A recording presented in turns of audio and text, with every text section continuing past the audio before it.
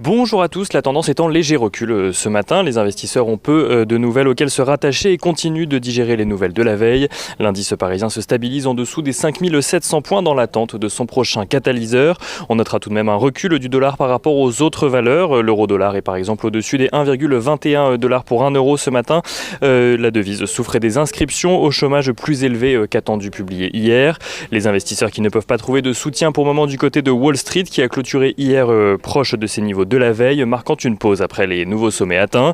On notera également que le Bitcoin a toujours le vent en poupe. La crypto-monnaie a atteint hier un plus haut à 49 000 $, profitant de la décision de la Bank of New York Mellon de créer une entité spécialisée sur l'investissement en Bitcoin, facilitant notamment les transferts de ses clients dans la devise.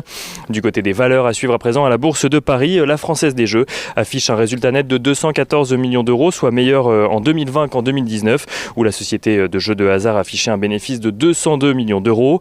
Le chiffre d'affaires de la société a pourtant reculé de 6% sur la période. L'entreprise, qui a été affectée, comme beaucoup d'autres, durant les 6 premiers mois de l'année, en lien avec la crise sanitaire, a vu ses ventes se redresser légèrement au second semestre, portées notamment par la réouverture des compétitions sportives et donc la reprise des paris sportifs associés.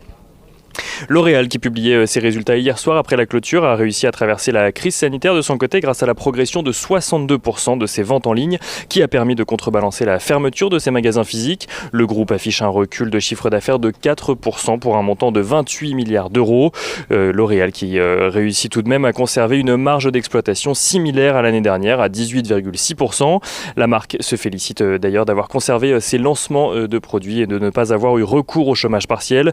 Le groupe se veut cependant prudent pour l'avenir, pour l'année à venir, même si Jean-Paul Agon est optimiste sur le long terme, estimant qu'au sortir de la crise, nous vivrons des années folles comme après les années 20.